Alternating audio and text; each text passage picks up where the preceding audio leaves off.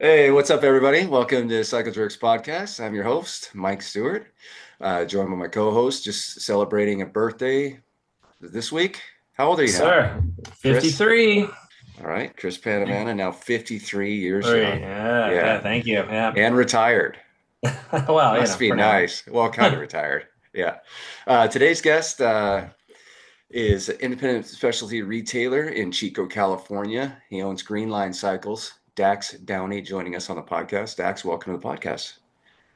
Good morning, you guys. Thanks for Yeah. having Yeah, me. Yeah, well, absolutely. yeah. Well, last week we had Heather Mason on from the National Bike Dealers Association, and so I thought it'd be great to follow that episode up with an independent bicycle retailer. So that's part of the motivation to have you on. But also, you have a very interesting bike shop, and I think you have a real artistic kind of approach to things. And so can you talk about that? Where does that come from? Oh, I don't know. I mean, I love bikes. We all do. I think that's why we're here, and anybody listening probably loves bikes too. Yeah. Um, I don't know. I like. I think as I got older, I don't know, like kind of fairly visual, and I appreciate just textures and you know design and just the way you feel when you walk into a store. Just kind of the vibe, I guess. And Yeah. I always thought of Greenline as just being kind of a little bit different and unique than like, an average bike shop, whatever, however you would define an average bike shop. But, I Yeah. started Greenline when I was really young. So to me, like I always wanted a shop that felt really warm and comfortable. And I like making the fixtures too. So pretty much everything in the store, is handmade, and all the Wow. counters and displays and fixtures are all so um and I like that, and yeah, I don't know. I could go on and on about it, but Yeah. it's kind of like it's hard to put your finger on just one thing, but like if you kind of zoom out a little bit, for some reason it just kind of looks and feels right. Yeah. Yeah, to me. When was Greenline Cycles born? When did you establish yourself? June 15th, 1992. So Wow. No kidding. Okay. yeah, Yeah. yeah. Yeah. And so we usually like to start off with like, when did you first get involved, interested in bikes, and how did that, was there a point where you realized like, man, this is really the thing, you know? There's kind of a story, I think, I've told over the years, that will probably answer this question pretty good. Hmm. At literally at 5 years old, I think I knew that this was it for me. So, and why it's a story is, and I guess what that story is, I think even prior to 5 years old, I was on a bike like all the time. And my mom got married when I was five, so kind of a single mother. And her husband at the time, he worked kind of in a neighboring town. This is in Southern California. This is takes place in Glendora, and then he worked in Covina, and there was this bicycle motocross track that opened up across from where he was working. And so he recognized me and my interest in bicycles. And I just remember him coming home one day and just saying, hey, there's this bicycle motocross track. Would you like to check it out? And I was just like, yeah, let's Yeah. see this. So I remember like the first time going there, it was dark. So they had like kind of like stadium lights. And again, I'm 5 years old, so I don't know how tall I am, like, 40 inches Right. tall or something. But the berms and the jumps were just like gigantic. They were probably only like 6 feet tall or something. I don't know. But everything seemed so big, and the dust was flying. There was, I could hear the gate dropping, and there's different, riders almost everywhere, all over the track, and I couldn't really even tell where it started and ended. But I just remember like approaching that with him and seeing that, and I'm just like, this is it. Like, this is literally it. Yeah. And so we did that. I had like a bike from Gemco, which is kind of like a, you know, Walmart of the 70s, if anybody remembers Uh-huh. Gemco. Jimco. You remember Gemco? Yeah. Oh yeah. It had like solid rubber tires, that were totally flat across the top. Like now that I look at them Oh. and think like, how could you even ride that? Yeah. Like Great just for and then traction. I had a hockey helmet. I remember it was a Rawlings red hockey helmet. It's like they didn't even really have bike helmets. I mean, it just kids wore whatever they could probably throw on their head, I guess. And Yep. so we raced. I went there and raced. My Gemco bike a few times, and then and he could tell I was interested, and so I think the fun part of the story is like I remember him saying to me like you know, if you think you'll stick with this, we'll go to a bike shop and we'll get you a real bike, to go racing. And of course, I promised him that I'd stick with it. And the joke is I'm still sticking with it, 50 years later. Yeah. So You made good on it. yeah, yeah. So we Yeah. did that. We went to like the local bike shop and it was a Stormer Mini that I got and Hmm. rode the wheels off of that. In fact, broke the frame many times and had it welded a few times. But that was it. Yeah. Hooked. Yeah, started racing BMX in 1975, just to put a year to that. Oh, Wow. okay. Yeah. Yeah, so I started in 1980 was my first race, Okay. and Yeah. I was older. I was like 13 at the time. Okay. And yeah, man, I was just hooked. The And where was that? It was in Livermore. No, Livermore? I Okay. grew up in Livermore, and Okay. yeah, they had a track on East Avenue, and what triggered it was I changed schools. So I was in this one school. I was getting kind of harassed by these. There was like this whole. The irony is I built lowrider cars for years, but I was having trouble with the quote unquote lowriders in middle school, and so I was getting in fights all the time, and so I just had to. The choice was made to have me transferred to this other school. And when I transferred to the other school, it was like there were like these two dudes that were just super cool and they rode BMX, and it was like, oh yeah, I'm gonna do that. And so I had a bike when I was a kid, but I wasn't really super serious about it. But then middle school I just started getting really into it, and then and once I went to the first race, it was it. It was like, oh man, this is killer, so fun. um Story of a troubled youth.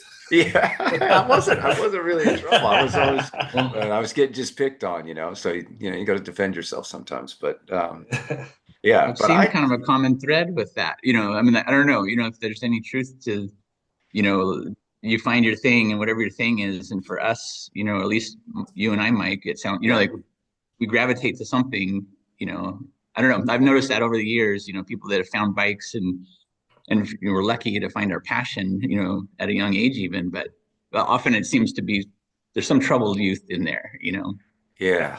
skateboarding or, I music or whatever. what I so there's this famous quote like the bicycle and the troubled mind are quick Hmm. friends. Oh, So really? yeah, Okay. and That's that sums it up. Yeah. yeah, Like so that. we see a lot of that in the bike industry. Yeah, for sure. Hmm. Yeah, yeah. So okay, so now Glendora. I don't know if you know this, but Glendora is a place that I stay every time I travel to LA for a sales meeting. Oh, really? I'll stay in Glendora because there's a famous road there, the Glendora Mountain Road, that takes you up Yeah. to Mount Baldy, and it's a fantastic ride. And so I make a point of, I'm going to get there, I'll do the ride, and then I'll stay in Glendora, and then the next morning I go into the sales meeting. Oh, Yeah, cool. so I love Yeah. that. No, Ah, that's Yeah, I that could see you area. cool. doing that. Yeah. Yeah. So That's what awesome. brought you to Northern California? Oh, yeah. So, yeah, lived in Glendora till I probably moved up here to Northern California in like 1980. So, and again, my mom, raised me single.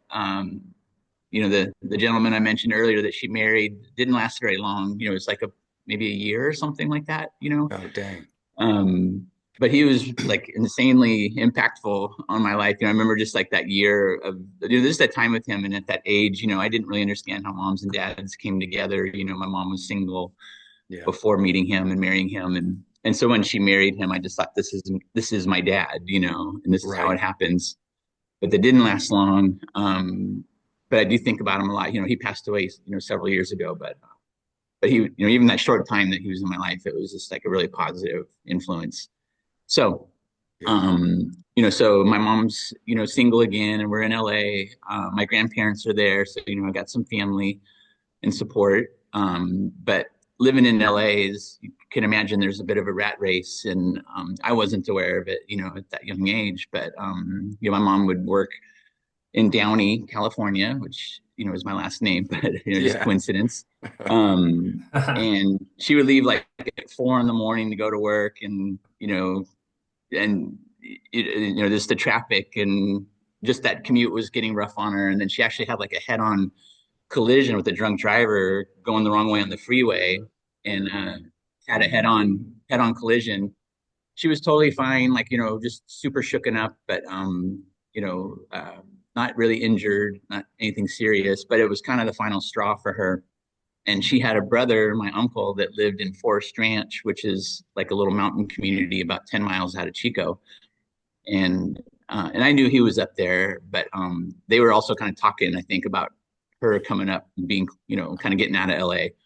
And I guess a neighboring parcel to my uncle became available, and it was around this time of this accident. And as I remember it, I just remember a for sale sign going in the front yard, like unaware of it. The neighbor across the street came over and just plucked it out of the yard and said, "We'll take it." And then like the next weekend we were in a U-Haul truck, and then where we went to Forest Ranch is on Doe Mill Ridge, which is actually like about an hour drive from Chico. Even though it was about 10 miles away, it was just like a really, really remote area in the mountains right here. So I really went from like LA, I was racing bikes, skateboarding, I had my friends, I was playing soccer, baseball, like everything, that I could consume, I was just like super active. And then all of a sudden, just overnight, we were just like on this hill, and we didn't have, I think there was a period of time we didn't have power, living off the land. And at the time I didn't like it, just because of the big change. And Sure. The schoolhouse that I went to was literally a one-room schoolhouse, in this mountain town. It was K through 6, same teacher. She served you lunch. She was a librarian. She was the teacher. Looking back, like it was really, really cool. Like at the time, I was this like totally like LA kid in this little mountain town, and wasn't fitting in. I wanted to like continue and carry on the same things I was doing. And I remember like I would ride my bike to soccer practice in Chico, which my mom would let me do that. I don't know why she did, but she did. It's like 10 miles. It was like a 2 or 3 hour bike ride, like down. And then I think I got a ride back home or something, but I still have people that were on that team, on my soccer team, that remembered me riding my bike to school from Forest Ranch at like 10 or 11 years old. So, but we moved around a bit up there, and then we came to Chico. And then, kind of I guess the rest is history, but, Chico's great. Forest Ranch is great too, but, like the community of Chico is just a really, really great community. It's a big bike town. And, I grew to love it. And yeah, I feel lucky to been able to stay here. A lot of people, there's a university here, so we see a lot of students come and fall in love with Chico, and not everybody can stay here, right? With the thousands and thousands of students that come through every year, it just you can't all stay here, unfortunately. But some that do, they feel lucky that they do. So, yeah, Chico's a special place, especially for cyclists. It's great bike culture. I know Chris has some history with a local guy there, Mike Peavy. He went to school there and then never left. I think he's still in Chico, I believe. But yeah, so it's one of those kinds of places. Do you know Mike? Yeah, I do. Yeah, I've seen him more recently. It seems like years go by without us crossing paths, but in the last like 6 months, I think I've seen him like 5 or 6 times. Yeah, just bump into him here and there. Is he still involved in the bike industry? I don't think that he is. He kind of I think he kind of stepped away a couple years ago, and I don't know if he's retired or semi-retired. Like if he's doing anything else, I'm not really sure. But he seems really, really happy. I think he's really happy he's not in the bike industry right now. He just has this look like, he walks into a bike shop and I think he just retina scans the shop and he just has an immediate take on it, and just what's going on. And so, he's a good guy. That's pretty much my feeling too. It's like I walk into a shop, it's like, ooh, okay, yeah, all right. Yeah, right. Yeah. It's like, yeah, but Mike and I used to do battle at the Chico stage race.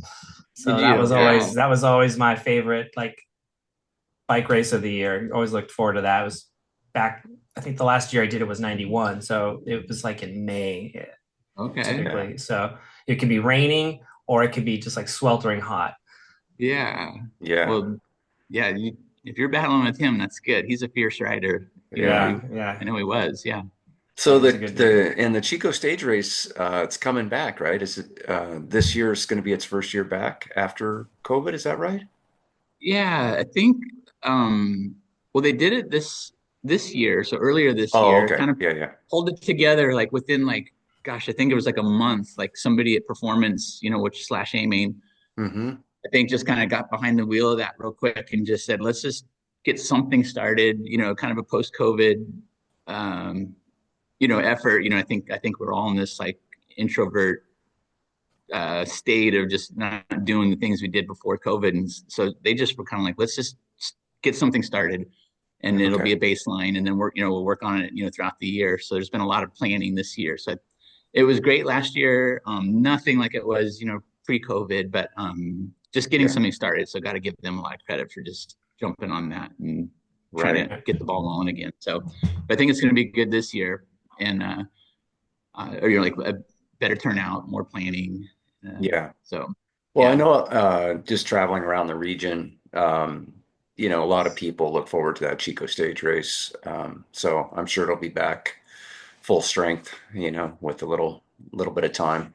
But yeah, it is Yeah. interesting how everything post-COVID, those of us in the bike industry, it was such a boom for us. We're just selling bikes like crazy, and but on the actual riding and the group activities really got shut down, and it's surprising to see how long it's taken a lot of that stuff to get fired back up again, or even, some of them are still, half the size they were pre-COVID. In spite of the fact that we sold bicycles to it seems like So many. everybody Yeah. yeah, for a couple of years, but yeah, I don't know. This just Yeah. there's a psychology to the recovery too, I think people, like you said, a lot of people now work from home. Just everything's different, and Hmm. so hopefully that Chico stage race can get reestablished. I know you guys used to have had a it came right in front of your shop, right? And then I remember I didn't go, but I remember hearing about you guys had like a party with like kegs and a band or something. Is that Yeah. right? Yeah. Yeah. No, we yeah, Des, it goes right by the shop. Like I'm actually looking out the street right now where it would pass if it was going by right now. Yeah. And yeah, so I don't know. I think like on the Green Line, like every bike shop kind of has like their thing in the cycling community. And then, like, I kind of think, not that we're like looking for that, but you just kind of fall into like, your, whatever it is that you do. What we do, I think, is we're a bit social and fun, like, and not super racy and competitive and like super tech. So the stage race is happening. It's like this thing that goes right by the bike shop, So I think we started with like a barbecue out front on that day, and then it kind of grew. And then we have a really great parking lot like right next door to us, and we're in a very dense downtown, like a Chico downtown setting. So parking is always an issue, and having any kind of access to space like that is not everybody has it, but we do. So we're really lucky there. So I asked my landlord, hey, can we throw like a party on this date, of this event? And then we got a liquor license. Sierra Nevada, donated the beer, and the whole thing too. Most everything that we ever do that is, if there's ever a fundraising element, we donate whatever we raise on any kind of event or anything that we've done, to the Sixth Street Center for Youth, which is like a homeless teen shelter, and they're right downtown. And so that's been a great cause, I think, something that I For really like sure. to support. And so I don't know. So we end up making like quite a bit of money. We get, food donated, and we have vendors like Paul Components comes out, Clean Canteen. Uh, like Save Mart donates the food. We get Akatako. It's just a party, and then we get bands, and we have a DJ at the same time. We've got artists like painting a bike, and then we raffle the bike off, and it's just like this cool thing. And we made a whiskey drum. I don't know if you know what a whiskey drum is.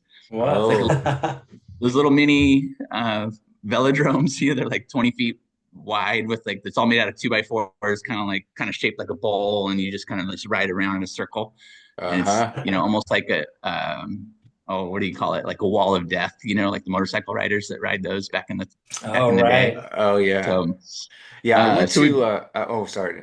But no no I've seen that before. It's kind of crazy. I went to a thing called Pedal Fest in Oakland and they had a whiskey okay drone. And yeah, they would let people ride in there. And I was just yeah thinking, man, what this is a liability nightmare, man. What the hell? You uh, know? it kind of is, yeah. We have Yeah. people sign waivers, yeah. So, but only about three people sign them, and then there's like 100 people writing it. Uh-huh. Right. Yeah. Yeah. What a cool now that seems like a pretty big endeavor. Did you built it? Yeah, so with the help, again, the bike community in Chico is Yep. never ceases to amaze. Yeah, one of our really good customers, Limos, I'll give him a shout out right now. He's a mechanical engineer, and he like drew it up on CAD, and we got a materials list and a design and some paperwork to go, like drawings to build this thing from. And then we have another guy here in town. His name's Greg Degovia, and he's like a bike artist and just like an artist in general. But I mean, he's just like, I mean, like completely nuts about bikes, and he's made all these really wild bike creations, and like this. I mean, he goes to Burning Man, and it's like you see those crazy wild bikes like on the playa, like that are just like these artistic bikes. That's him, I'm sure. Anyways, Hmm. at his shop, he had all the resources to like help build this thing, and then we store it at Paul Components in this little pod, and so it's super collaborative, with you know, Yeah. just the bike community. It's so cool. Yeah. And when people Yeah. see it, like you did, Mike, it's kind of like, it's like, what is this thing? Like, how do you do that? How do you stay on the wall? Yeah. It's pretty Uh-huh. cool. So, Yeah. I so we didn't break that out for the party. We actually built it for the party, but it's been used at like Halloween and, a couple other little bike things in town. So, yeah. That's cool that you Great. can tear it down and store it and then build it. How long does it take to build? I mean, now you have it all built, yeah, I think like, it takes a team, I'd say. If you have like 6 people, it might take like an hour to 2 hours Oh, to put together. And okay. it Wow, sure. it kind of needs a tune-up. And I don't know how to tune up a velodrome or a whiskey drum, but yeah, it's kind of settled a bit, and it needs next time we get it out, it's kind of like it's not going to just be set up and ride. It needs a little bit of work. So, Oh, Right. got it. but Yeah. it's pretty cool. Yeah, it breaks down and it has cables that wrap around it, and it's all Uh-huh. metal tubing that's bent, and that slipped together. Yeah, it's kind Yeah. of maybe an engineering marvel, I might even say. If I stop and think about it. Yeah. Yeah. Yeah. Man, That's awesome. that's super cool. Have you yourself gone inside and have you Oh rode it? yeah. Yeah. Oh yeah. No, I Yeah. love it. Yeah, it's fun. And we set it up next to like the wall of we're next to like a historic theater called Oh. The Senator Theater. So we set it up next to the wall, and like there's a couple guys, me included, who can like air out of the What? whiskey drum wall ride and then drop back in. Oh, And wow. yeah, so yeah, That's awesome. it's fun. Wow. Yeah. Yeah, that's cool. Yeah, I just pulled up a picture. I'm trying to envision what this looks like. It's like, wow, that is insane. Did you Yeah. see a picture of it? Yeah. Yeah, or not, maybe not yours, but like I'm just trying Yeah. to see, like, okay, what does a whiskey drum look like? Okay. Yeah, Yeah. that looks like a liability nightmare for sure. And Yeah. my insurance guy's a customer. You can tone down the liability part. Uh-huh. Right. Well, that And was he one of actually the. Oh, go ahead. no, I was gonna say, and he donates a 1 day policy for the event. I'm Oh, just plugging man. all this. I haven't really thought about this in a while, but just as I think Yeah. about it, and just think Yeah. about what a great community we got here. So Yeah. Yeah. Oh, yeah. That's great. I mean, yeah, Chico's a fantastic place. So, Yeah, that was one of the points in the with the MBDA, that got my shop, the shop I ran for years, we got us into the MBDA was the fact that they had this collective insurance that has like this balloon that covers anything wild and crazy that you might do like that, yeah. even, group rides or team activities, all kinds of things like that. So, Yeah. yeah, you wonder about insurance But yeah, that's cool. So where did the whiskey barrel idea come from? Do you It might know? have been the same one that you saw in Oakland, Mike. Oh, okay. Gosh, like I don't know how long ago, but do you remember the San Francisco Bike Expo that Uh-huh. I think that was in was it the Cow Palace? Yeah. Yeah, Cow Palace. Okay. Yeah. So as a shop, all of us went down there for that um we saw that whiskey drum there and we were, it was almost like seeing a BMX track for the first time. It's like, oh my God, we got to do this. So we just sat on that idea, noodled it in our head for a long time, and then I don't know, probably 5 years after we did that, and we actually contacted that guy, and he was a great resource for helping us just kind of design and he just shared what he could share about ours. And when we first brought it out for the stage race party, he actually came from San Francisco to see it and ride it himself. So it was pretty cool. Oh, well, that's cool. I don't think there's very many of those. I mean, I don't know. There can't be like, I mean, I wouldn't be surprised there's like two in the world. I don't know. But, Right. yeah. Yeah. Is there any whiskey barrel material used in yours? No. No, No. no, it's Okay. all 2x4s and pre-COVID 2x4s too. Yeah. So it was somewhat affordable back in the day. Yeah. Yeah. No, it's all just 2x4s, and then it has like two metal bands, different diameters, kind of create Yeah. that shape, that cone shape. And then there's cables that run around it. That's about it. I mean, Yeah. Nice. it's simple and yeah, but Cool. Yeah. yeah, it's pretty neat. So it's funny you brought up the SF Bike Expo. I know Chris back in the day. So that's what was that like the Velo Swap kind of idea? Is that what that was? I'm trying to remember. Yeah, it started off as Velo Swap, and it started off in like more in downtown San Francisco, and then it moved to the Cow Palace.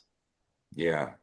I remember you. I mean, you could. Oh, Chris had big days out there at the SF Bike oh Expo. yeah, that was always like a clearance, clean Get out rid the of all old your stuff. inventory. Yeah, for sure, Yeah, man. So that was great. Yeah. they Yeah. had So some big jumps there. That's what took us there. Is they had like a big like outdoor jump area, like, okay. and Oh we yeah, were yeah. yeah. So we Oh would man. go down there. We'd rode those But jumps, and then we would go street riding, and are you talking yeah. about AT Showdown? Andrew? No, not that. I Oh, think okay. if he might have been there, but they just had like these big jumps, like like kind of AT style jumps, like a Right. big jumps that were I don't know, you could just ride. I don't know if we talked our way into it or if we were just Okay. it was just open to the public, but we heard Is that there was is that the one where you'd get up on the upper parking lot and you'd kind of yeah, drop down and then there was like yep, a kicker, like a step yep, down, a bit pretty committed step down. These things, yeah, when you say jumps, these things were big time jumps. yeah, they're Right. pretty big, yeah, Yeah. and that's what drew us there was they're like it's hard to get on stuff like that, just Yeah. anywhere. Yeah, a few of us really enjoy stuff like that, so we went down there and rode Yeah. that, and then it was just one of those really great trips, with all the guys that we did that with. It was fun. Oh yeah. Yeah, And I remember kind of. they had like a cyclocross race going on with jumps.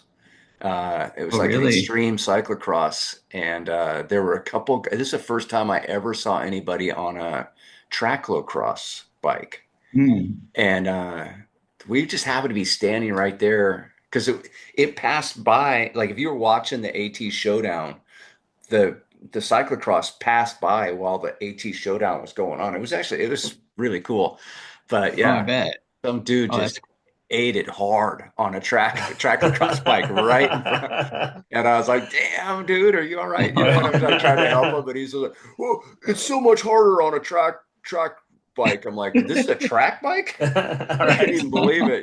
Yeah. whole So new respect. yeah, Yeah. right. Yeah. All But right. it's funny those AT jumps because my son did that contest. We And did. yeah, and I remember going up to the top, and I had my dirt jumper, and I look at that step down and the chute, and I'm just like, I turn to my kid and I go, you don't have to do this. Yeah. He goes, Dad, get out of here. You're getting in my head. Just get out of here. I'm like, okay. I said, I'm definitely not doing this. All right. Yeah, so I just kind of peeled off, tucked my tail between my legs, and just kind of got all Well, in my head. it's Yeah. payback for what you did to your parents, Mike. I'm sure, because yeah, I can't Right. watch my daughter's riding now, and Yep. when I watch her, and I'm just like so nervous and just like, Yes. Yeah. and I just feel like it's got to be payback for my mom. I know I put her through hell, Oh, right. So, Yeah. Comes full circle. yeah, Yeah. yeah, Yeah. Right, totally. Yeah. Yeah. That was cool. I wish that was still happening, The yeah. Cow No, it was Palace a is a good time. great venue. And the thing that I loved about it was like the whole, like, so many people in this. I mean, they're all there. So you just walk, it was hard to make your way all the way through. Yeah, It was just like a big, you know, big party of people you forgot you knew a lot of times, yeah, yeah. Yeah. And it was Yeah. So, kind of punk rock, with it being San Francisco. It felt like, there's just such a real edgy bike culture there, and that was kind of yeah. where everybody went, that was into bikes for, the annual show. It was really cool. Yeah. Yeah. That guy, his name's Phil, he used to put it on. I can't remember his last name. I follow him on Instagram, but I think he's doing an event now, kind of up near like Portola, Gray Eagle, that area. It's like an outdoor, Right. camping, different bike rides or bike events and stuff It's like the that. old So ride SFO. I think it's Phil yeah, Segura, right? So Phil right. Segura. That's Yeah. what it was, right? Yeah. SFO. Yeah. Yeah. Yep. Yeah. Mhm. That's it. Yep. Yeah. Yeah. It was Yeah. funny because, oh, go ahead. Oh, I was thinking if we were talking about what Phil might be doing up there, there's the Lost and Found is a really great. I don't know if that's what he's doing or not, That, but it that's sounds. that's yeah, that's it. Yep. Lost and Is found. that what it That's is? what Phil's Yeah, that's that's what a Phil's doing. Yeah, really great we round. Yeah. we had a sales retreat up there one year where like 9 of us from the west side of the country for Giant. We met up at Gray Eagle, and I didn't know Phil was up there, and I'm just I'm out there pedaling along, and then all of a sudden I see this big Sprinter van. I was like, and this guy rolled down his window as I'm riding up. He's kind of coming down. He rolled down his window. I'm like, Phil? He's like, yeah. I'm like, dude, what? What? And he's just Out in like, the I middle of know, nowhere. man. Yeah, I'm loving out here. I got this Oh, property and we're gonna do this thing, and but he got really into like outland kind of stuff too, right? Where it's vehicles. So there's Overland, yeah. bicycles and then, trucks and sprinter vans and Yeah. yeah. But yeah, he was always just always involved in putting on really cool stuff. That was mm. his thing. But yeah, it's a shame. Yeah, that SF Bike Expo, man, I miss that. Yeah, Yeah, that was fun. yeah, Yeah. And just the Ride SFO brand, like just the branding was really cool. He did a really good job with that. yeah. And he would get a lot of the heavy hitters in the dirt jump scene. So the contest was always just nuts. Greg Watts and Cam McCall and a lot of these older dirt jump dudes, from back in the day. Yeah. Yeah. Yeah, Yeah. yeah, it was cool.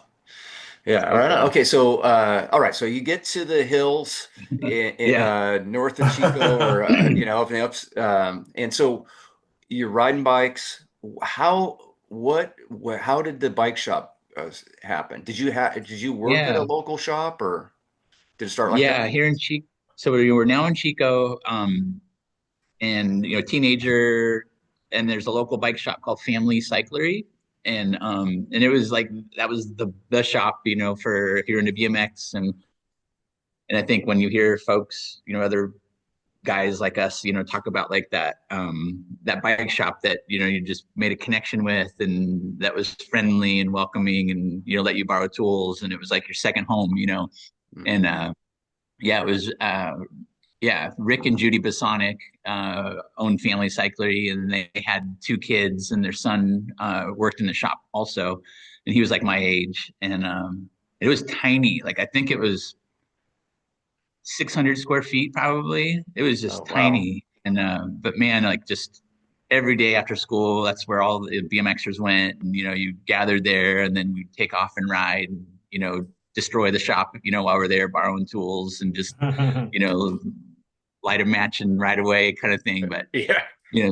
and so they had like a like a bike shop BMX team, and just you know you just kind of met your people really. And so I ended up working there and loved that, of course. And then the owner, Rick, he had, by that time, he had two bike shops in Chico. So this one was kind of the BMX shop, and then he had like another one that was kind of the mountain and road shop. Um, and he was actually looking to open a third location in Oroville, and Oroville is like a community about 25 miles away from Chico. And there was not a bike shop there at the time, and kind of the numbers seemed, the population was there. It was, like just seemed like it could have and should have a bike shop. And over the years there was, but at the time, there had not been a shop there for a number of years. So I think I was like 19 at the time, and Rick loaded us up, in his van and all his employees, and we drove over there and just kind of like scouted out the town, and everybody was in support of it, and saw like an opportunity for him and for us too. That would mean somebody probably go over there and run it or manage it. It just growth. And then at the same time, he was also thinking about kind of getting out of the bike shop business. Didn't know that, but so he never did pursue opening that store. And I thought it was like a great idea. And kind of just when I learned that he wasn't going to pursue it, I ended up pursuing it. And kind of that story is like I struggled with like school, just like every single day from like kindergarten till my barely graduating, senior year. All I could do and think about was riding my bike, so I was had a hard time focusing on school. And but my grandparents set money aside for education for the grandchildren, myself and cousins, and they knew me really, really well. And so like, I was feeling the pressure, like, trying to go to, start college. And I'm just like, that is, not for me.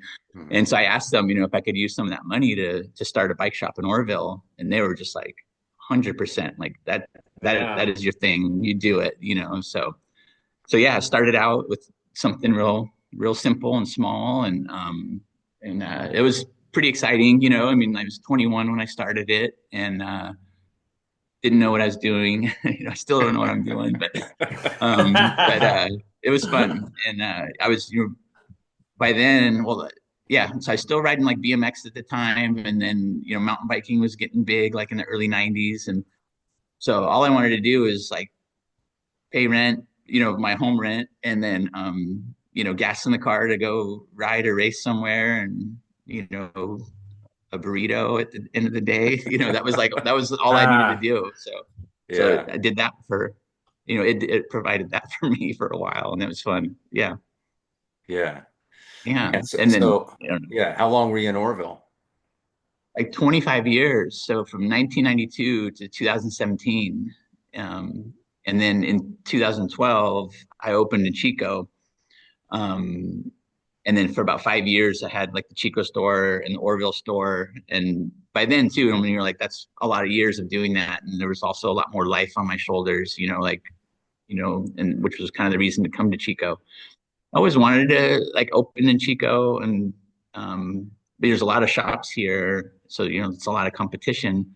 But so no, we kind of like, got a little kind of elbowed our way in here a little bit, and been here since 2012 now. So You still have the Oroville store?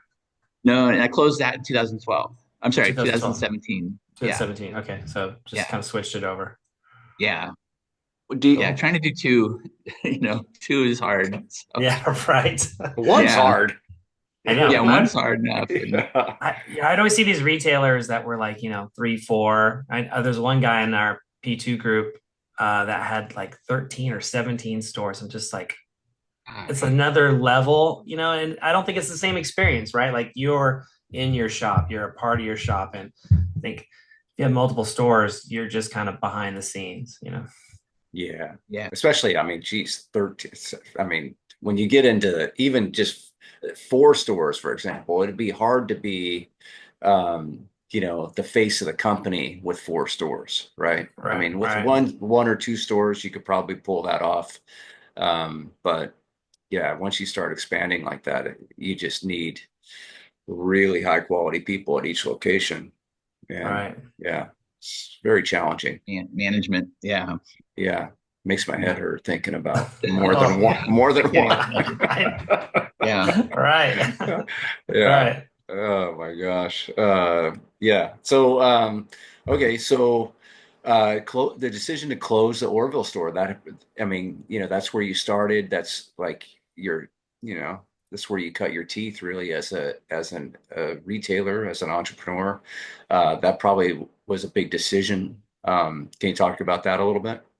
Yeah. Kind of talking about putting life on my shoulders, so I, was married and then had, let's see, I had my first daughter in 2005, and so they're home in Chico, and then we had our second daughter in 2014, and so this was 2012 that we opened Chico, um, and just yeah, it was just harder to be at two places at once. There were, Chico was definitely a bike, it is a bike town, Hmm. and the thing that kind of how I looked at it, like Orville was really, I mean, it's a really great community and it was really wonderful, to be there.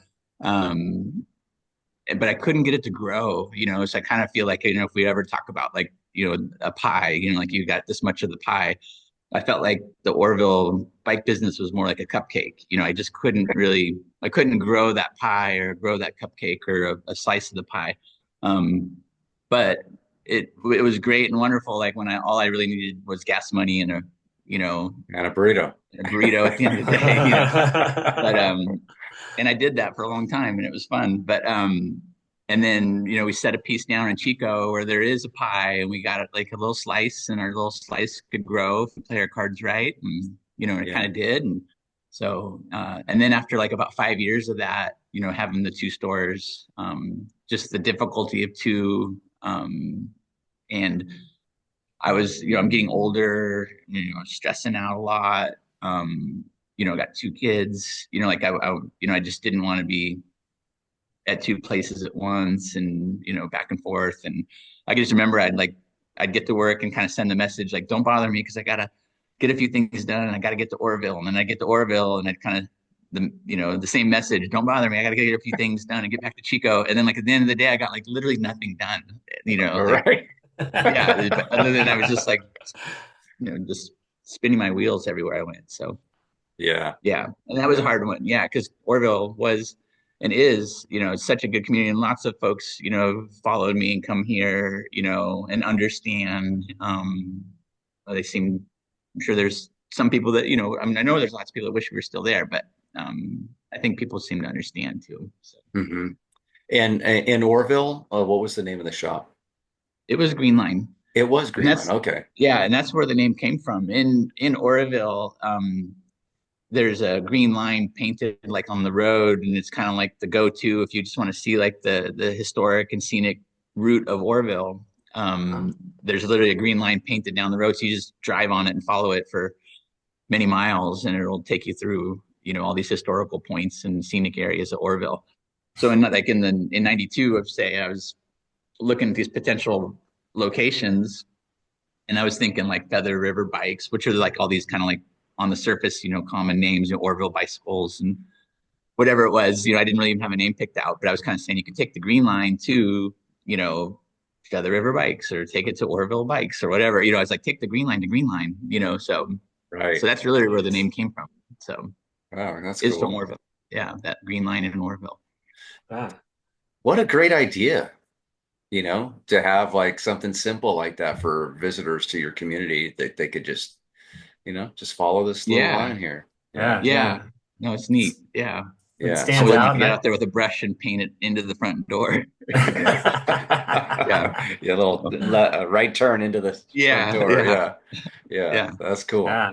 Yeah, I So, love it. Just even just like the imagery on the sign and the back, it's very like, it makes a statement for you, I think.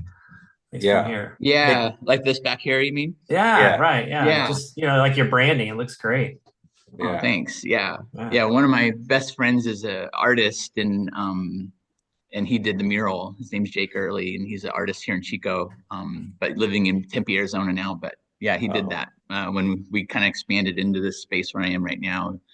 And this space is like the front door, so it's kind of like kind of going back to like that, just kind of the aesthetics of things. It's kind of like this kind of a whoa, like when you walk in, kind of this pop, um, Right. Yeah, yeah. before when I was talking to Chris about having you on, I have a picture of your store that I sent him, and it's from the front door.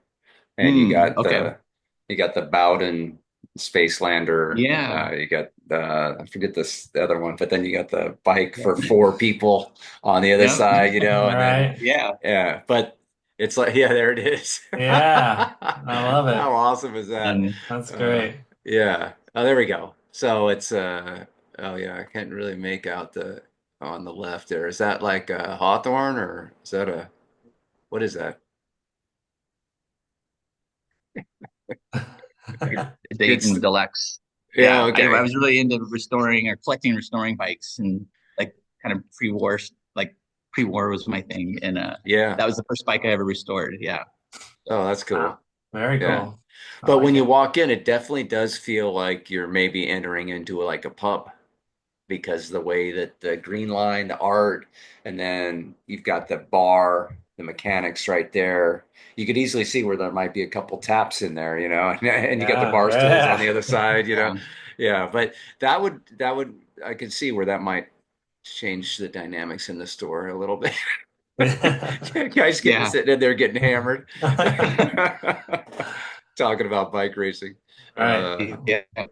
Well, I Yeah, like the hats that you guys have, and I know our viewers can't see it, but unless you're well, definitely go check out their Instagram or their Facebook page or their yeah, website. But the campy style green line, that's super Oh yeah. cool. yeah, Yeah. Yeah. Yeah. You pick up on that. Okay. Yeah. yeah. Yeah. Oh Yeah. yeah. Yeah, and it was really cool to see because when I first met Dax in Chico, he was in a smaller space, and he still has that space. But I just remember, we just had this really nice discussion about life, and you're talking about one day I'm working on blowing this out, and I want to make it bigger and yeah, and you actually did that. And then when I came in, not only did you make it bigger, it was just like the statement, when you walk in, it's just All really right. cool. Yeah. Thanks. So Yeah. mission accomplished. Yeah. Oh, thank you. Yeah. Yeah. And But there's a pretty. cool art piece too with like inner tubes and Hmm. they're all kind of woven on this thing, just like a lot of interesting stuff there for somebody that's a bike nerd like me, or a lot of people in Chico, I'm sure. It's an interesting place to come visit. Yeah, no, I got to give credit. I had an employee at the time. His name's Dane, and he pretty much steered the ship on this expansion. And I remember, I think we did it in like 2018, and he was like the hammer on the details. And I'm Oh, tired, yeah. I'm broke. I'm like, and like I don't know if you know it, Mike, but there's like these islands in the store that like bikes are on that Yeah. we built, and some of them have rock and some have pavement chunks. Yeah. And he had me, and he was doing the same thing, but we would drive into the rock couldn't just be rock from a field at the end of the road. It had to be rock from Upper Park. Pavement chunks had to be from the route on the Fast 50. So Ah, those pavement chunks are like those, like you've been on the Fast 50. oh They're yeah. not just pavement chunks from random places or rocks from random places. They're rocks from Bidwell Park. They're pavement chunks. So they're set in these hops of these little displays. So like we always have like a gravel or road bike on like the one that has the pavement chunks, and then there's a mountain bike on the one with the rocks from. So it's like that's the detail that's going on here. I just remember him just like, I had a box in the back of my car with rocks, and it would just like every time I turn around, they'd just like dump all over the place, and I'm just Uh, like, dang, can't we just get rocks somewhere else, So like we made many trips over yeah. months doing this. Yeah. So Well, and I he did mean, those art pieces with the tubes. That's what made me think of him. Yeah. yeah, well, that's cool. I mean, Chris, all the years as an IBD, managing staff, I mean, that's really something that you're hoping for, right? Is to get somebody that really wants to pour their heart and soul into your business.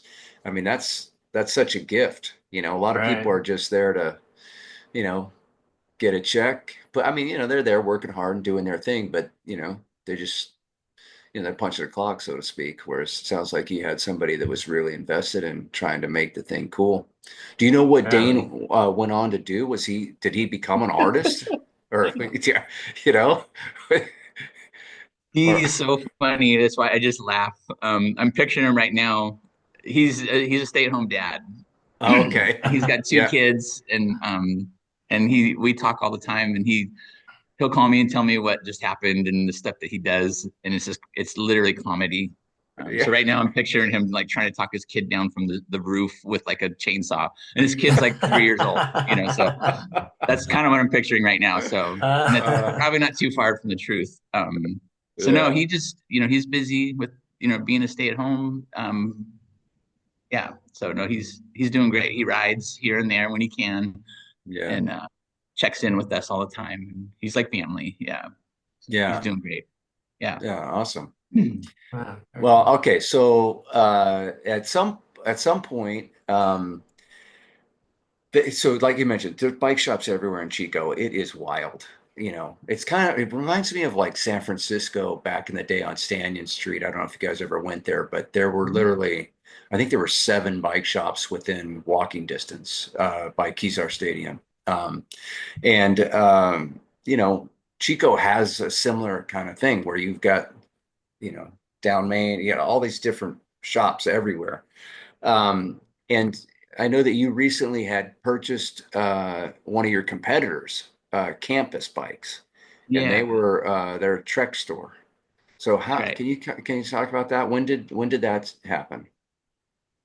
February last year, so almost 2 years ago. So Okay, Wow. yeah. yeah, And so what so Greenline kind of has its own identity, and then to me, just like not being associated with either store for a very long time, I kind of campus was just Trek, just like if you just Mhm. close your eyes and envision like a Trek shop, that's kind of what it was, right? Yeah, And is it fair to say that they just focused on campus type of bikes, like kids, college kids, bread and butter? There wasn't like a lot of enthusiast bikes going out of that store, even though Trek stores yeah, typically do pretty well with the enthusiast product. yeah. I think you're right. And then we have North Rim, that's literally like a block away from campus. Right. That's a Trek dealer, and so yeah. So for years and years, I was 2 blocks from campus, and then 3 blocks from North Rim. And not that I like gave it a ton of thought, but it was, if you gave it a little bit of thought, you're always kind of like, gosh, there's 2 Trek dealers, campus and North Rim, like a block apart. Yeah. And from the outside, just kind of an observation, it kind of seemed like they settled in to where North Rim was kind of that little bit more high end, or definitely more high end, kind of took the high end Trek business, and campus had like the student and more entry level Trek business. So, and I didn't know if there was any kind of like formal agreement, or just just an understanding between the 2 stores. But as it turns out, it was more just like an understanding of the 2 stores. Just like that's just the type of business that North Rim does, and that was the type of business campus does, and it seemed to have worked for many many years. So Hmm. So yeah, is it still called Campus Bikes? yeah, Yeah. Okay. yeah, All right. Yeah. Very and cool. Yeah. yeah, So and there. Man, you're brave too. Buying Well, another store right at that time. yeah. there's a That's lot to catch up on that, but yeah, it's been really rough. uh, And not just the 2 store thing, because this was a little bit more manageable than when I had Greenline in 2 towns, 25 miles away. all right. I kind of joke, I can almost like stretch my legs long enough to just be in campus, Yeah, they're like and very Greenline at the close. same time. But they're 2 blocks away. So Yeah. um it's been really rough though. Just more, probably there's probably a lot to talk about on this subject, and maybe why we're really here. But it is like the post-COVID, just where we're at, just being a bike shop in the bike industry right now. So, Yeah. Very um, tough. Well, Yeah. so hats yeah, off. And no, you were looking to expand where I was looking to get out. So. Yeah, and to be super clear, I wasn't really looking to expand. It was just kind of a conversation that started happening with the owners, and then kind of one thing led to another, and they were very clear about understanding where we're at. Even 2 years ago, this is when we were kind of on this downward trend, and of Yeah. course, then didn't know how long this would last. Just that downward spiral. And so they were wonderful. Campus Bikes as a package was just awesome. And so there's no reflection on them at all, or anything between campus and them and I. But it's been really tough, so I'm having to close it. And we're doing that on our last day open there is December 28th, so just right after Christmas. Got it. And we're going to bring everything to Greenline, and we've got ideas and plans to keep the campus name alive, kind of under the umbrella of Greenline. So Right. we're working on that. But getting to that point, of making that decision and communicating that decision to those that I needed to communicate it to, there's been a lot of lots of thought and consideration, and it's also become necessary to have to do that. So, Yeah. and both stores are really struggling. It's not just campus. So, Well, it's a but I reflection do, of the industry overall, it's Right. been a real struggle for everybody for the last 18 months for sure. And so yeah, everybody's looking to ways to consolidate or ways to tighten up their fixed costs and really, it forces you to really get better at your business. And I know Chris went through something like this when he was in retail too, where he really had to just uh, tighten up his operations to a point to where that when things did turn, it started really paying dividends because you take care of a lot of things that get kind of, I don't want to say sloppy, but you're not, loose. yeah, Yeah. Oh you're yeah. not as focused on it because things are going good and you got all these cool things you got to worry about, not so Right. much this back end stuff that's kind of a nuisance or I don't know. Everybody looks at things a little differently, but Right. Well, I think yeah, like you're saying, it's like when the money, when things are going well and there's a lot of money, you can kind of loosen up and do more things or not, it's not be as attentive, right? But when yeah, the screws tighten up, like in that 2008-9 recession, you yeah, know, you learn a lot. I learned a lot about how to run my business and how to change things, and I think that set us up for success after that. But anyone who Mhm. makes it through, a recession or this post-COVID era, I think you're going to learn a lot about your business and how to run it better. yeah. They could be that much more Yeah. profitable on the other side of it, It's that's the silver lining. It's just we got to get through, like you said, 2 years ago, no one knew how long of a funk we were going to be in. We still don't really know. I think that there are a lot of signs that are improving, and so, is it going to be 2025? Is that going to be the year of recovery? Let's hope so. Um, Yeah. Mhm. but I know the strategy of having, I had a retailer, successful retailer on the peninsula, had a big, beautiful, cool shop, and then he also had it also in a college town. He had another location, and I would, he'd rope me into work in these sales. He'd have these big school sales, and I'd be out there working, slinging bikes all day, selling kryptonite locks and, bikes. And, and so, but the thing that worked out really good for him was having that second location because sometimes people would come in and they'd be, uh, oh wow, these bikes are expensive. And then he sold Raleigh Diamondback at the other store, and so we would actually on the floor, we'd say, sometimes people would say, oh, well, this is a little more than I wanted to spend. And we'd just say, oh, well, there's a little shop right down there on the corner. They sell brands at this different price point. And so, it wasn't like it wasn't really, known to the consumer that it was owned by the same guy. I mean, he didn't hide it, but he also didn't say, "Oh, we have another shop." It was more like, "Oh yeah, Yeah. just go down there to this other shop, and they'll get you taken care of." And Yeah. so he was winning both ways, you know. And so the concept of having two stores near each other, it's not a bad concept. I could see how it could work, especially with two different identities like what you had. You had Yeah, you got two two different sets of identities. cost. You got two sets of costs, and Yes, maybe more staffing. So right. yeah, that'd be And a when tough things are juggle. healthy and Yeah, going well, that was like what you just described, Mike, was kind of the thing that we hoped for. And,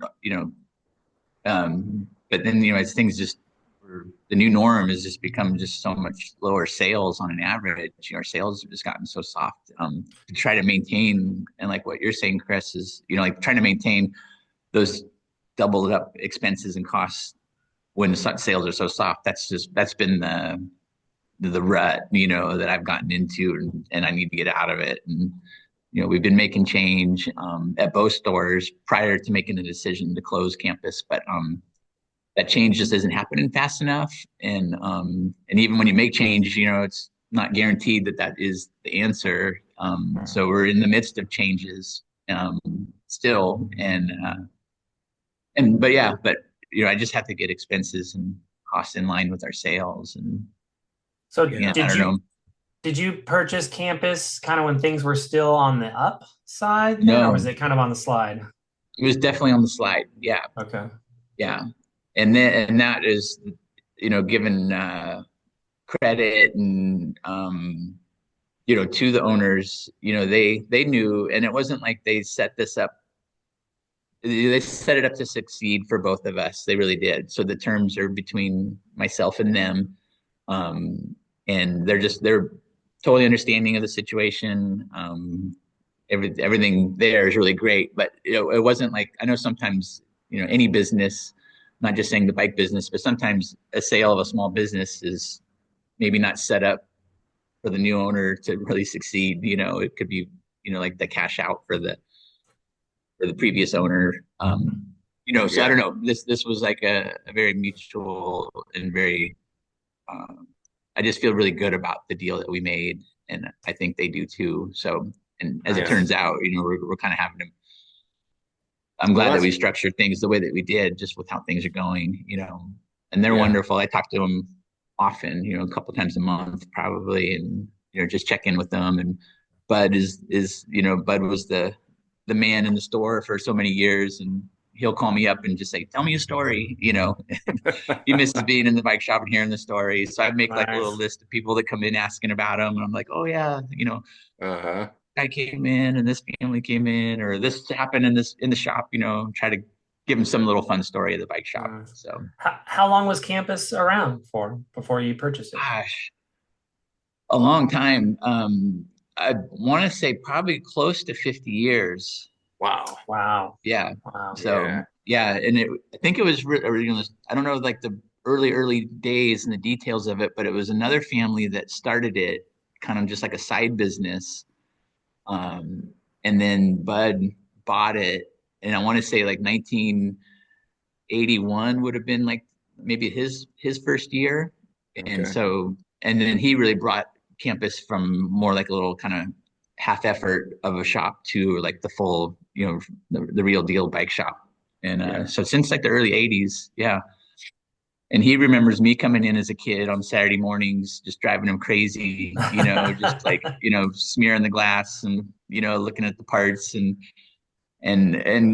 really, really, and we've always gotten along so well. And even, that we've been 2 blocks apart in, these recent years, but of all when I opened in Orville, he took me out to lunch on my first week of opening in 1992. So, he went out of his way. He remembers me, Nice. this, grungy kid coming in, and now got a little bike shop in Orville. And, That's so cool. we've always gotten along really well like that. So it was nice when we started talking about this. It kind of seemed like you know, just seemed right. Yeah. Yeah. Um, Well, That's it's good that great. you he guys likes to have say that. that he likes to say he kept it alive for 45 years, and I killed it in 2. So yeah. So Take that. Oh man. yeah, Ouch. yeah. I'm like, Ouch. oh Uh, yeah. So uh, well, uh, yeah, but I I think it's safe to say, I mean, we haven't had times like this. We haven't seen it. I mean, no. 2008 was probably the closest thing to it. but it's still, it doesn't compare to this. This is a Yeah. different animal altogether. And My years, I haven't stressed and struggled this hard in years yeah, ever. Yeah. Yeah. And I I think felt that's why like, we sold too, is like we saw that this was coming and like we barely made it through 2008, 9. I was just like, there's just no way I'm gonna go through yeah. this again. Well, the thing back in 2008 and 9 was the fuel increase, gas, the price of gas. We went from, I remember we were selling, from enthusiast bikes, and then it got real, a lot of commuters were happening. So people were making the choice to, you know, just get a bike. And if it's makes sense, that's just a couple miles away. Why am I driving every day when I could just ride a bike or whatever? I don't know. I felt like there was definitely a dip for sure in 2008 and 9, but yeah, nothing like a dip versus like falling off a cliff. It's kind Right. of like Mhm. what we're Right. dealing with now. We're still free falling Right. a little bit, but Yeah. um, Well, there was a yeah, bump in service back then, I feel like. And service is right. great, but service doesn't provide the dollars you need to cover a lot of your expenses. So Yeah, I have some shops that are really leaning on service right now just because it's pretty robust, mainly because we flooded the market with bikes. And so yes, service is still really strong, but sales is really light. My wife and I just did we went to San Francisco. We always go to Union Square, for the holidays. Macy's does the windows up and whatever, it's like Mhm. it's a cool thing to do. And man, what a bummer it was. Oh, right. Union Square is just empty building after empty building. Unbelievable. Oh Really, no. it was really I've seen reports about it and whatnot, but seeing it in person, like just it's wild, wild how many Mm. empty vacant spots there are, And so I was talking to my wife last night. I was just like, is this a reflection of retail or is this a reflection of San Francisco? What's going on here? Probably a combination of both, Yeah. but then driving home, we have these outlets that ironically I live in Livermore. It's like 45 miles out of San Francisco, but we have these outlets that are called the San Francisco Premium Outlets that are in Livermore and Pleasanton, right? Love Super, that. Yeah. super strange, right? But it's like 7:45 at night and there's traffic. I mean, the outlets are loaded with people. So Mm. there's still retail shopping happening, but yeah, Union Square is a big bummer. We had a Yeah. nice meal, thankfully, at a really classic grill, classic San Francisco restaurant, three-story, like old time, All awesome right. dinner. It's called John's Grill. It's been there since Yeah. 1908. Just Yeah. awesome. But yeah, the shopping was pretty sad. Yeah, Um, we gave up on San Francisco. I was like, I would go every year around my birthday. There's always a Fishbone, the band would be playing. So I'd always go for my birthday. And I took my son last year for his first Fishbone show. oh, sick. And just like the amount of human shit on the Oh, ground, oh yeah, and then worrying about my car getting broken into. I'm just like, this is just not worth it. yeah, It was Mm. just a horrible experience. And I can imagine like Union Square, right? There's all the, theft and yeah, it's a sad state of affairs in San Francisco. yeah. For years I covered SF as a rep, and I would go in every other Thursday was San Francisco, and I loved it. It was so fun, and a lot of it's because of the dealers, but also just I could park my car on Stanton Street and then get on my bike, and I could ride to every shop, and it was just like a super fun day. Sometimes I'd meet one of my dealers and we'd ride. Uh, we'd meet in the morning before, and we'd ride over into, um, you know, Stinson Beach, and just do like a killer ride, and then start our day like that. But the city was so different. It's been easily. It's probably been 10 years since I covered that territory, and man, it's just changed so much. It's just crazy. Yeah, but it's everywhere. It's not just San Francisco, you know. We took BART, and so you know, you sit on the BART train, you just look along the side of the road, and there's just man, so many homeless. And I know Chico has a real problem with homeless too. Like after, Mhm. seemed like it really accelerated after COVID. So COVID and yeah, it's kind of always been an issue. I say even pre-COVID, but you know, and Chico's definitely had some blows. You know, we had the campfire, you know, in 2018. right, I'm not saying that's like created homeless, but it just put kind of strains the resources of the community. You know, when you've got gosh, 40,000 people displaced within hours. You know, yes, and anyway, I don't know, and that was like a blow. And I know a lot of people are still, you know, far from getting on their feet from that. That are still, you know, local and in the area. And literally, like, not a day goes by, I think, in my world that doesn't come up. You know, just the impact that had on. And I wasn't affected other than just being the town that was closest. yeah, You know, but it had a severe effect. And then we just had the park fire also in July, and you know that was a big blow. But yeah, I think and you know homelessness has been it's pretty pretty bad here, and you know I guess I don't know why it makes me think this, or I know why it makes me think this, but you know like Orville, you know I was in Orville for you know 25 years, and I lived there from time to time. You know, over all those years, there were points where you know where we lived there, and but Chico was always kind of home. And Orville is like a community in our county that kind of has like the bad rap. You know, Chico has like you know the great reputation. And I gotta say, like you know, I love Orville, I still do. And when I opened in Chico, like that homelessness, the transient, the feeling that you get when you walk outside, you know, in this downtown, and some of the things you witness and see, like literally right out our doorstep, was just like shocking to me, where I never ever had that feeling or experience in Orville in all those years. You know, so I kind of just remember like you know early 2012ish. You know, when I first opened, I was just shocked at what I was seeing, and like you know, one of my friend's dad, that you know, my friend Jake, his dad, he's like a dad to me, Jerry. You know, I was like trying to like I was so stressed about like all this stuff that I could see literally like from right where I'm sitting right now. Um, you know, he was just like, you got to just make your corner brighter. You can't control that stuff, you know. But I was feeling it Oh, here, you know, like just all the craziness that was going on right here in Chico, right out of our doorstep, you know. yeah, Yeah, yeah. The campfire. That's right. Yeah, because that was right before the timing of all that stuff was really poor, for yeah. sure. And I mean, not that there's ever a great time to have a raging fire rip through a community, I was you like, know? yeah, Right. Yeah, it's bad but time, bad timing. yeah, yeah. But then throw COVID on the heels of it, you know? It Mhm. just, yeah. That I do remember there was a guy.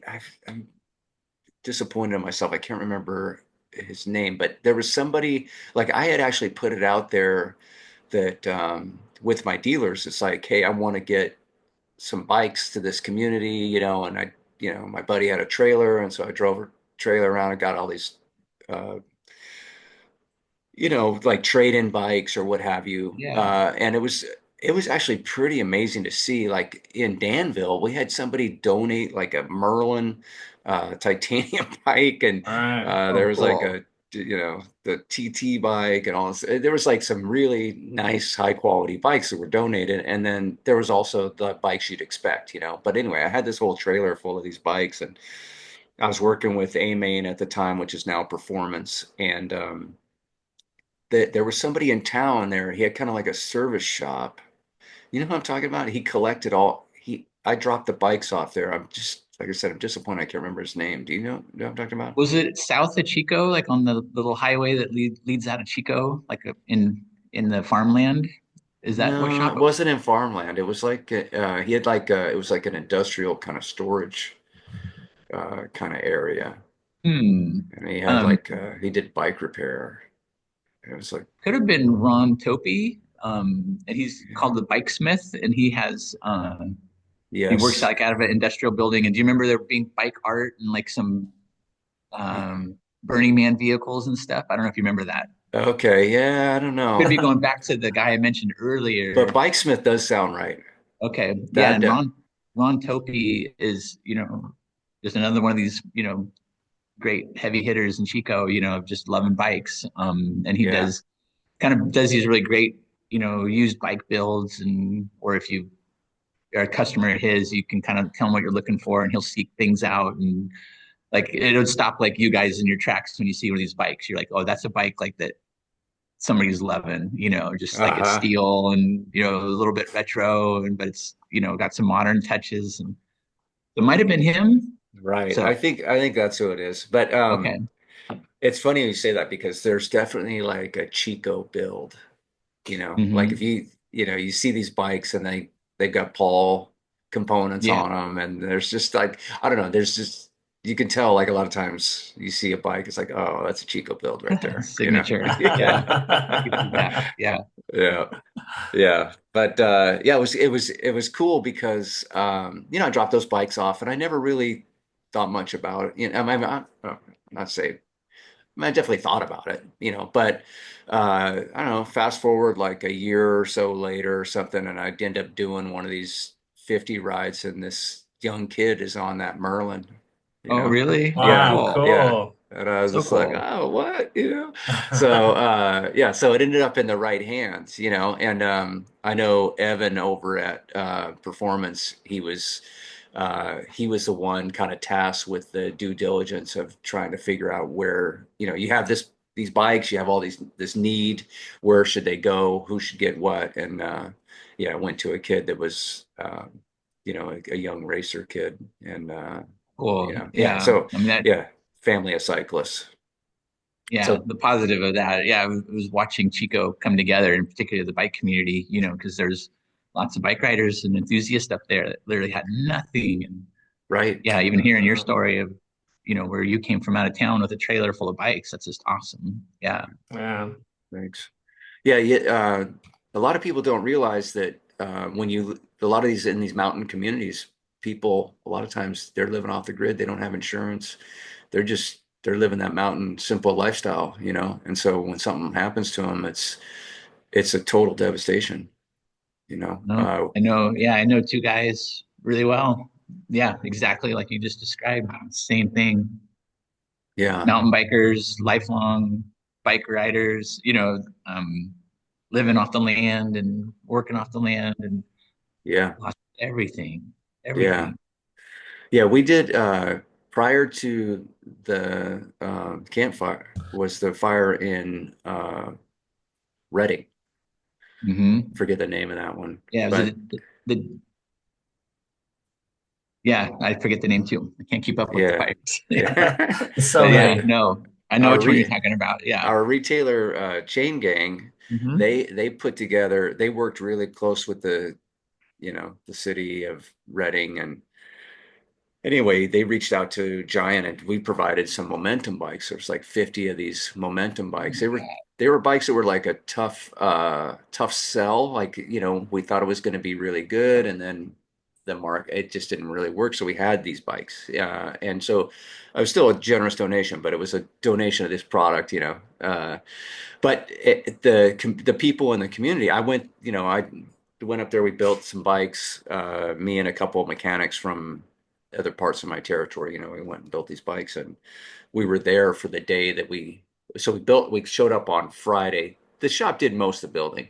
We showed up, we built, maybe a handful, maybe a half dozen bikes. And then the next day was the city had actually done the due diligence and had awarded these certificates to people. And man, that's a day I'll never forget. I mean, when you hear these stories of these families, man, it's really hard to put yourself in their place. And yeah, so you just don't, I think it's real easy to get disconnected from um, how big a deal it is in those communities. So many people just don't have that insurance, and it's like completely starting over. It's whatever, 40, 50, 60 years old. You may have two kids, and and you got to just start over with nothing. Yeah. It's wild. Yeah, Yikes. very Yeah. sad. Yeah. So is the homeless, would you say the homeless community in Chico, has it improved at all since, I mean, it seemed like I definitely noticed it got a lot worse after the fire and then COVID. Yeah. Um, I mean, it's a really tough subject. I'm not totally up to speed on it. I might live here and work here, yeah, um, and it seems pretty, there's kind of like homeless, and then I don't know if you would call it transient, but like, and I think maybe with it comes, the undesirable traits of homelessness. It's hard to say. And I yeah, don't really like I'm very, you know, I don't know, very sensitive to the situation and empathetic. I just don't, but I'm also not in a place where I can really do much. So I don't like to I can't really comment too much. I feel like, 'cause I'm not that up to sure. speed, but I feel like there's just like something missing with just the resources and connecting people and Chico's a wonderful community. It's also a very, very tolerant community, and it's the weather's pretty moderate here, so it does make for, I could see it being a place to go, Hmm. because they're not going to get harassed. And, again, the weather's fairly moderate. And so, Yeah, uh, yeah, no, it's a subject, but it's also one that, I would like to see handled delicately and carefully in yeah. consideration for the homeless. Well, yeah, it's definitely And I not don't have a just, problem with homeless. I just have a problem with like the blatant drug use or opportunity theft and that sort of thing. Like that stuff gets kind of yeah, old, but that I think that kind of gets closely tied to it, So for sure. Yeah, I think, I mean, Chico's not alone, obviously. All the communities, California seems to be really hit hard with it, and they're not really dealing with it in a way that's solving it, I don't feel like, So, but yeah, I don't know. We got on a side, we got set a sidetrack there. Yeah, but okay, so let's talk about Greenline. So you're consolidating now campus into Greenline. Do you have you got any events planned for 2025, or are you just kind of starting to put the pieces together to see what 2025 is going to look like? yeah, a little bit.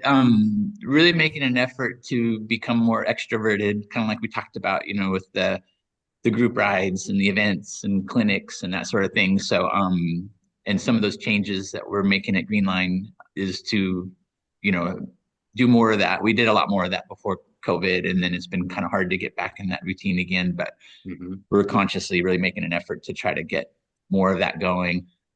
And then, we mentioned the stage race. So there's a lot of planning already happening that I'm hearing about. I'm not involved with the planning quite yet, but Yeah. the party is something that that the stage race really likes. So we're working already on discussing the details of how our party fits in with the stage race. So that's happening. Yeah. And then we do like two big social rides a year. We do like the Chico Tweed ride, and then in spring, and that's in November. And then in the spring we do it's called the Spring Ride or the Seersucker. We kind of like change the name up a bit. So and that's where people show up on, ideally probably like a vintagey or classic bike or just whatever bike you have and that you love.